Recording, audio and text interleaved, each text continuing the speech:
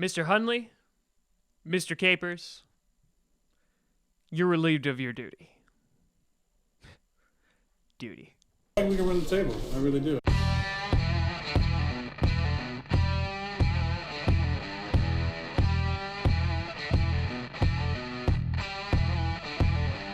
Giants looking for a stop.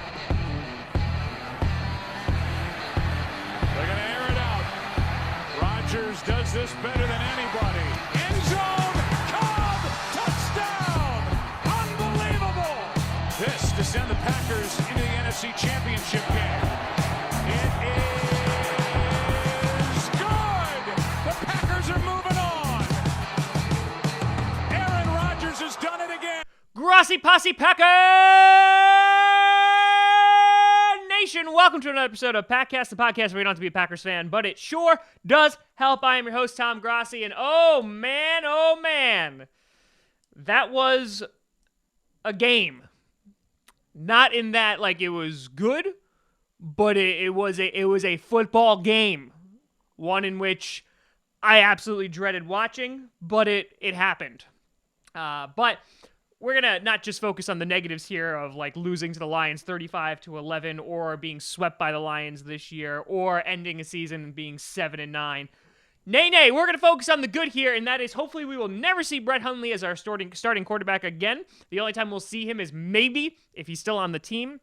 If Aaron Rodgers has been blowing out teams and he just wants to take a breather on the sideline, then Hundley comes in the fourth quarter. That's the only time I want to see him ever snap a ball ever again.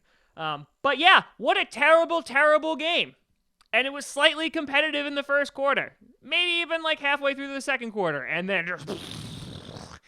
This is a testament, I think. This was like the perfect note for Dom Capers to go out on, in that he was completely inept. He couldn't adjust to the wide receivers and the Lions, who it started out like, oh man, this is going to be a closer game, because the Packers had a ton of opportunities, but just kept shooting themselves in the face, not even the foot, multiple times. But we opened the game, and it's an onside kick. What? McCarthy's going crazy, because why the hell not? And you know what? Listen, do fake punts, do fake field goals, do fake onside kicks, pretend you're going to, but don't do all that crap, because who cares? This game means literally zero. But the first drive, things are going pretty well, and then Brett Hundley throws an interception, which is not his fault. It was off the hands of Williams. Williams, who looked really great in this game, he did have some drops, and he also had that one where he should have brought that in, and it led to an early interception. Everybody was injured in this game. There was no Jordy playing. There was no Devontae, no Nick Perry, no Randall, no Jones. Really not a whole lot going on. But that being said, there is something I do with these commentators. Good God. If you watch this game live, they were terrible. At one point, they literally circled Mike McCarthy's gut and said he's fat. And he's like, oh, yeah, when you live in the North, you put on some holiday pounds. What? Like, they're terrible. Like, Mike McCarthy's a fat guy, don't get me wrong. Like, I'm not saying he's not. But, like, that's what we're going to talk about? Like, listen, like, I thought the game was bad. But, like, it's not, let me use a yellow marker to circle a coach's belly bad. That's just something I had to get off my chest there. But the wide receivers in this game really weren't, we were obviously depleted, but they weren't really doing Brett Hundley any favors. We come out to an early 3-0 lead. Devon House gets burned by Marvin Jones on a play. We made a good goal line stand, even though Blake Martinez blatantly got away with pass interference. He literally ran into the receiver and was like, ah, and never turned around and looked at the ball. But that tied the game 3-3. There was also the play where Hundley looked amazing in the pocket. He was dodging people, looked very Rodgers-esque, and he threw it to Cobb, and then it was dropped, and it was also a penalty.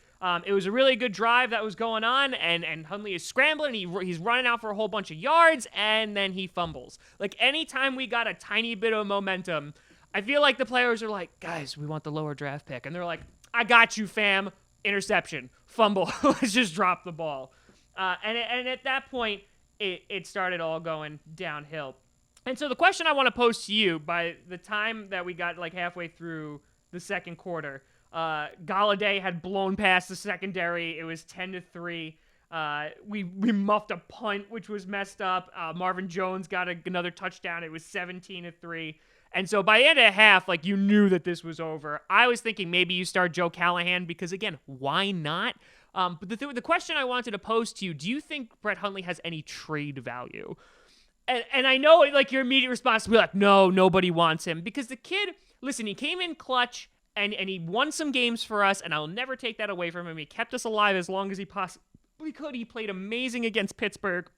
But before he stepped foot on the field this year, like, we were talking about trading him for, like, a second rounder, or a third rounder at the lowest. And now, I mean, like, does he have any trade value? Do you think he's ever going to be a starter in the NFL? I'm curious to just what you're thinking there, because he has good feet, and he's clutch sometimes. I don't know. I don't think we're going to see him start ever again. I wouldn't be surprised if we go out and we get a veteran backup, which people have been calling for years at this point. Because back when we had Seneca Wallace, good God, and look how bad that worked out. And Matt Flynn had to come in and save us, but that's what it is. But by halftime, they looked defeated. You knew that the game was pretty much over. The defense did have a good goal line stand and only making it 20-3. But by the end of the first half, the guys, they only had 76 rushing yards because Williams was rushing well and Hundley wasn't doing too bad until the fumble. Only 57 pass yards and 3 turnovers. And that's the first half. Like, it's so bad. But Golden Tate, then a 71-yard bomb. It's just, you know what? At this point, the game had a 17-yard touchdown pass to Randall Cobb. This was just bad. I mean, this put the crappy cherry on the end of a crappy pie that was this season. We lost, so we're going to get a higher draft pick. I mean, hopefully we can do something with that. We haven't drafted this high in quite some time. It kind of sucks that we're missing the playoffs. This is a weird feeling. It's weird watching a game that means absolutely nothing. And like, I didn't feel anything. I was just like, yep, okay. Yep, 71-yard touchdown. Oh, look, we got burnt again. Oh, look, another penalty. Yeah, it's bad.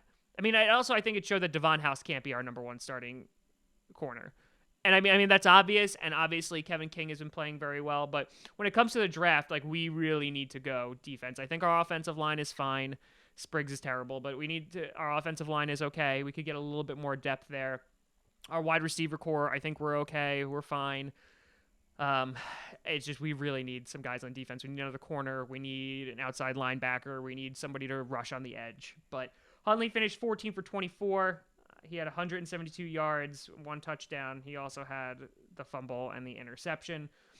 Williams, 22 for 82. I love the way that he runs. I love the screen game with him. Cobb, 4 for 45. And then Davis was 3 for 56. Cobb also had that touchdown. But listen, I brought out the fine jersey. So I brought out the good old Pro Bowl Brett Favre jersey, because why not? We're going to have some fun with this. I'm not down in the dumps, guys. Like, we knew that we weren't going to be in the playoffs. Dom Capers is not going to be with us next year. Aaron Rodgers is going to come back healthy. Our running game looks amazing. I'm very excited for next season. I am. I'm looking forward to it. And so that said, going forward, what we're going to be doing, the interviews are done. We're not going to really be doing interviews for the rest of the year unless we kind of get something crazy happens. But when it comes to the future of this show for this season, we'll be doing our predictions episode. I'll also be breaking down every playoff game that's going on, specifically in the NFC. I'll be around, let's say, because I got a couple questions in the comments if I'm going to keep doing videos. And yeah, we're going to keep doing videos. We'll do it all the way to the Super Bowl, then we'll take a little bit of a break up until, draft time, training camp, unless there's any crazy signings or anything like that. But yeah, Packer fans, we did it. We survived. It's over. Now, it's New Year's Eve. I hope all of you have an excellent 2018. I want to thank you for an incredible year in Packcast. We have grown so much in our third year. And going from the first year where we just had like 5,000 viewers, which I was so incredibly happy with, and now the last time I ran the numbers, we have over 70,000 viewers. That's awesome. And that's all because of you. And I love every single one of you that comment, that we have discussions in here.